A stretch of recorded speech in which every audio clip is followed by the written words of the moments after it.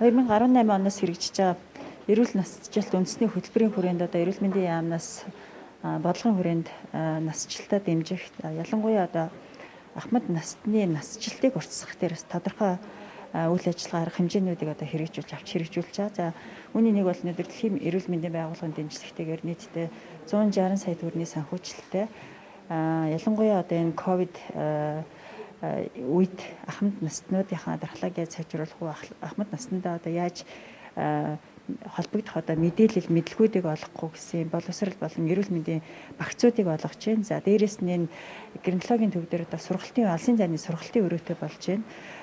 Шаардлагатай бүх одоо орчин үеийн тоног төхөөрөмж мэдээлэл технологийн системээр тоноглогдсон юм сургалтын өрөөтэй боллоо. За энэ сургалтын өрөөнөөс бол одоо бүх аймагуудынхаа эрүүл мэндийн газруудад холбогдох сургалтуудыг явуулах одоо боломж бол бүрэн бүрдэж байгаа. За дээрэс нь одоо гэрээ эргэлтийг нийт одоо эмзэг бүлгийн буюу одоо зорилттой бүлгийн 6900 ахмадуудад одоо гэрээ эргэлтийг гэрээр нь эргэж энэ зорилттой бүлгэд багцуудыг олгоод дээрэс нь мэдээллийг хүргэж гэрээр бас үзлэгүүдийг хийх ийм арга хэмжээгийн төслийн хүрээнд хэрэгжүүлж байна. За тэгэхээр Монгол улсын хувьд бол үндэсний гинекологийн төвтэй дээрэс нь үндэсний хөтөлбөрүүдтэй өндөр насны ахмадуудынхаа эрүүл насжилтын дэмжсэн ийм хөтөлбөртэй дээрэс нь юу вэ гэдэг тэгэхээр энд бол тусламж үйлчилгээгээ өндөр насндаа чиглүүлэн нийгмийн эрүүл мэндийн тулгамдсан асуудал эрүүл мэндийн анхны одоо анхан шатны тусламж үйлчилгээнд багтаан тусламж үйлчилгээ үзүүлж байдгаараа бас нэг давуу талтай энэ хөтөлбөрийнхөө уранд явж байгаа. Тийм учраас өнөөдрийн энэ одоо төслийг бол бас энэ үндэсний хөтөлбөрийн хэрэгжилтийн хүрээнд наснандаа хүрч үйлчлэх энэ чадварыг нэмэгдүүлэх зорилгоор бид нар бас тийм ээ өнөөдөр энэ төслийнхөө нээлтийг хийхээр нэмэгдэх хуран цугсан байна. За тэгэхээр өнөөдөр энэ төсөл одоо тийм ээ маань зөвхөн хамгийн эхнийхээ алхмыг хийж байгаа ихэнх үйлчлэгэндээ явуулж байна. Яагаад гэвэл бид нар өнөөдөр Улаанбаатар хотод амьдарч байгаа ахмадуудын дунд тэдгээрийн 7% эзэлдэг 6985 4-5 дугаар бүлгийн одоо өндөр наснуудаа хүрж ажиллахаар энэ төслийн хүрээнд зорилт тавьсан байгаа. Хэрэгцээ энэ төсөл маань амжилттай хэрэгжээд салбар дундын хамтын ажиллагаа үнэхээр хийгдэж болж байна гэж үзэх юм бол бид нар бас энэ одоо төслийг хөтөлбөр болгоод 21 аймаг руугаа хүрэхээр дараагийн хүмүүстэй хүрэхээр чиглэлээр бас өргөжүүлэх юм бодол бас биднэрт байгаа. За тэгэхээр бид нар зөвхөн одоо энэ ковидын үед биш тийм ээ мэдээж ковидын үед анхаарал ковидын улсын төрөлтэй холбоотой анхаарлаа хандуулахын зэрэгцээгээр нийт шаардлагатай тусламж үйлчилгээнүүдэд бас анхаарлаа хандуулж энийгээ сайжруулах талаар бодох хэрэгтэй. Ялангуяа бид нар энэ нийт шаардлагатай анхан шатндаар үзүүлэх тусламж үйлчилгээгээ чанартай үзүүлэхийн зэрэгцээгээр хадвар төсөөлж бус өвчний эрт илрүүлэг ялангуяа сэтгцийн эрүүл мэнд тийм ээ сэтгэл зүйн зөвлөгөөнүүд зүрх судасны системийн өвчлөл за бусад одоо түүнтэй холбогдох одоо эмгэгүүдийг эрт илрүүлснээр бид нар бас өндөр настай хүмүүсээгаа насчаад ирэх үед нь эрүүл амьдралын чанарыг хадгалах боломжийг олно. Өөрөөр хэлбэл энэ маань юу вэ гэвэл бид нар эрүүл насжилтанд бэлтгэх энэ үйл ажиллагааг дэмжих ёстой гэсэн үг. За би тэгэхээр өнөөдөр надтай хамт байгаа эрүүл мэндийн сайдыг байгаа дээр нь би тавханд бахархалтайгаар хэлмээр байна. Энд юу гэж хэлж байгааг бол Монгол улс бүсийнхээ хэмжээнд дандаа одоо энэ манлайлаараа тийм ээ хамгийн амжилттай хэрэгжүүлж байгаа тохиолдлуудаараа түүхээр юм эсвэл юм одоо гайхшрал төрүүлэх гайхамшигтай зүйлийг жишээ болгож гаргахтаа бол дандаа энэ бүсүүдийнхээ улс орноо ихэнд нь явж байгаа.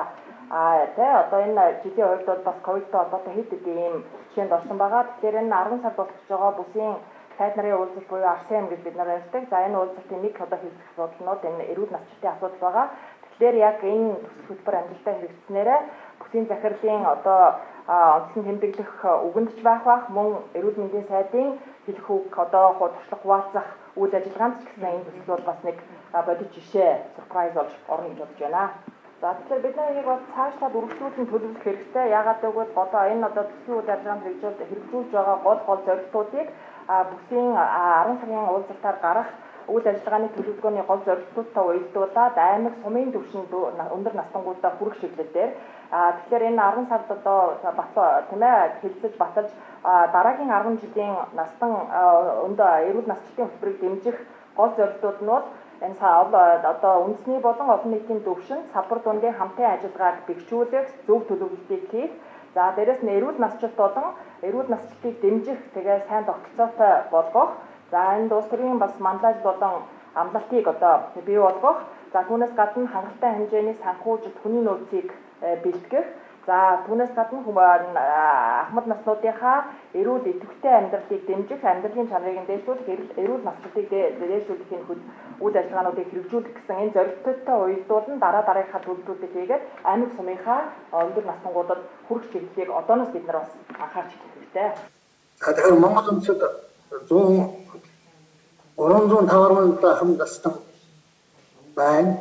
Эдгээрийн одоо доктор энэ тавитны энэ захирал сургалтаар яриад байгаа эмзэг үеийн ахмадууд бол өсвөр хэмжээгээр бусдын асрамжинд байдаг 16.8 мянган ахмад настай байна гэсэн судалгаа манайхаар байгаамаа. Хөгжлийн бэрхшээлтэй ахмад настай 7,800 байна. Ер нь одоо хансанд ахдаг ганц үе ахмад настай 9,000 ахмад настай байна гэсэн судалгаа байгаа юм. Ингээд энэ дотоос Улаанбаатар хотод байгаа нэмжигүүлийн ахмад насны голд туслая гэсэн энэ шинэ арга хэмжээг дэлхийн эрүүл мэндийн байгууллага санхүүжүүлээд чухал арга хэмжээ зохион байгуулж байгаа талархаж байна. Ялангуяа энэ ахмад насны тухай хууль гараад ахмад насны гэрээр болон одоо явуулын үйлчлэг үзүүлэх гэсэн юм бие даасан заалтууд орсон. Тэгэхээр энэ заалтыг хэрэгжүүлэх хүрээнд Монгол улсны хэрэгжүүлэх ажил эрчимтэй явагдаж байна. За энд одоо дэлхийн эрүүл мэндийн байгууллагаас энэ төслийг хэрэгжүүлэхэд дэмжлэг үзүүл санхүүгийн хөшөөсөр гаргаж ирсэн. За ялангуяа одоо дэлхийн эрүүл мэндийн байгууллагын төлөөлөгч тэгээ Яадисгаар талхаад хэлье. За энэ одоо маш шинэлэг өгөө чухал арга хэмжээ. Энэ одоо шаттайгаар ахмадууд төрөх юм байна. Хамгийн гол нь ахмадуудад хөрч үйлчлэхдээ гац ажиллаж ирж санал хэлж байгаа маа. За энэ мэдээж өрхийн эмнэлгийн ажилтнууд за тэгээд аймагт байгаа одоо эрүүл мэндийн байгууллагууд байж байгаа ахмад насны эрүүл мэндийг хариуцсан ажилтнууд эмчнэр одоо оролцох нь зүйн хэрэг. Гэхдээ энэ дээр одоо мэрэгжлийн одоо сургалтаар одоо дадлага эзэмшсэн энэ мэрэгжлийн эмчнэрийг ахмад настай эмчнэрийг одоо энэ томж татаж оролцуулах нь чухал гэж үзэж байгаа. Түрүүн хийсэн одоо 3 удаагийн сургалтаар 120 гаруй ахмад настай энэ одоо ахмад насны энэ туслан үйлчлэгээ хүргэх чиглэлээр сургалтанд хамрагдсан байгаа маа. Энэ төслийн хүрээнд энийг одоо маш чухал ажил өгдөлтэй арга хэмжээ гэж ингэж үзэж байна. Тэгэхээр энэ чиглэлээр аймаг өртөг байгаа дүүргүүдэд байгаа энэ мэрэгжлийн эмч, тэтгэврт харсан эмчнэрийг энэ үйлчлэгээ үзүүлэх чиглэлээр сургаж эдэнд одоо зохисны их баг нь хамаагүй урамшуул болгож бараг өөрснийхөө идэвхтэй хэд одоо гэрт нь очиж үйлчлэх ийм одоо сургалтыг явуулах тэр тусламж үйлчлэгэнд хамрагдах багцад хамрагдж байгаа зүйлийг одоо гэрт нь хөргөж өгөх ахмадуудыг одоо асар сувилахад юу хэрэгтэй байна, банк асаргаан сувилгаанд одоо юу анхаарах юм гэдгээр тусалгаа явуулахад одоо манай ахмадууд бичлэн оролцох зайлшгүй шаардлагатай байгаамаа. Тэр гэрэнтлэг үндэсний төв эрүүл мэндийн яам ахмадын байгууллага одоо чигж бидэнтэй хамтарч төлөвлөгөө төсөл хамтарч хэрэгжүүлж байгаа бол баяртай байна. Тэгэхээр бидэнд одоо бас энэ зайн сургалт явуулах энэ амтайгаар одоо ахмадуудтай харьцаад орон нутагт сумдад байж байгаа ахмадуудаа энэ төслийн хүрээнд зохиож байгаа ажлыг ойлгуулах хүрээж сурчлах чиглэлээр одоо бас тоног төхөөрөмж ийм одоо тусан дэмжлэг авах, хөрөнгөний дэмжлэг авах тэгээд хүн ахмадуудаа бид ажлын оролцуулах чиглэлээр хамтарч ажиллахыг одоо хүсэж байна. За энд одоо эрүүл мэндийн яамны дэд сайд удирдлагууд дэлхийн эрүүл мэндийн байгууллагын суурин төлөөлөгч нар байгаа учраас энэ ахмадын асар их хүч байгаа шүү. Эмнэлэг үйлчлэгээ үзүүлж байгаа өрхийн эмч тэр аймгийн эмчнэр хүч хөрөхгүй ажилтнаа авахцаад ахмадуудаа хүрч чадахгүй байхад ахмадуудын хүчийг дайшлуул тэр ядарсан зүйлсэн гэртээ хар зам хахдаг ганц үеийн ахмадууд чинь гэрт нь очиод өөрчлөлтөд тусдаа өрхийн хүч байгаа гэдгийг одоо энэ зориуд онцлон тэмдэглэж хийж энэ чиглэлээр одоо гэрэнтлэг үндэсний төв эрүүл мэндийн яам одоо бидэнтэй хамтарч ажиллаж энэ олон улсын байгууллага санал хүсэлтийг олон жиж хаагаа гэж хүсэж байна. Ингээд энэ сургалт захин онлайн сургалтанд оролцож мэдээлэл авч байгаа эрүүл мэндийн аймагуудын эрүүл мэндийн газрын ажилтнууд, эмчнэр, удирдлагууд бүх хүмүүс одоо Монголын хамтлагийн байгууллага хүн талархал илэрхийлж байна. Ингээд та нартай Аскар нэг дээр бахан гинцээ авах гэсэн юм байна. Шандаа гэсэн.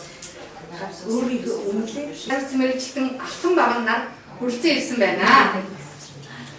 Энүү гэмээр гэрмсгийн өмчийн төвийн ергийн зорилт хүсэж байгаа таны бүх хэлхийг хүргэж байна. Манай энэ үйл ажиллагааг хэвлэл болсон оролцсон яамны хамт хамтрын дараалал мөн ихэнхдээ багыг тодорхойлж улмаар цогцолсон зүйлсийг үзүүлсээр амьдралын чанарыг дээшлэх явдал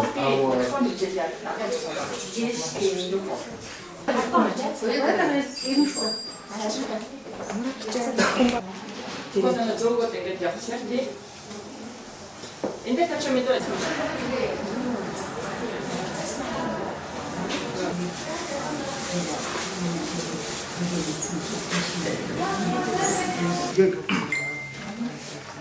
бүх байдлаар гератин хийх ухаан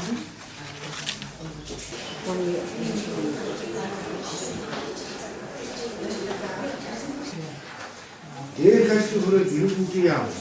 Ихэнх зүйлийн байгууллага 50 сая төгрөгийн тусламжтайгаар үндэсний хэмжээний сохорчийг одоо орчуулж бид нар гарын авдаг болгож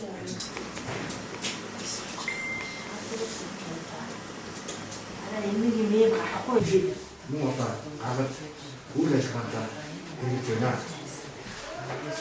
төрөлсөн басны туслан үйлчлэгийг гэрийн эргэлт хүргэх замаар нэвтрүүлэхийн төслийг бол санаарч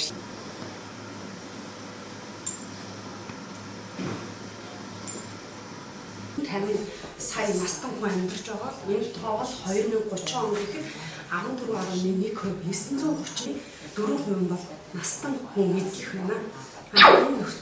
Монгол улсад 60 болон түүнээс дээш насны хүн ам статистик тоогоор настуудын өвчлөлийн судалгаагаар 1985 хүн алсын асрамжийн газарт байгаа 136 хүн хүмүүнлэгийн болон боловчдыг үргэлжлүүлэн үзүүлэхэд зориулсан сургалтын гарын хаалга, материал, видео контент, солихуун.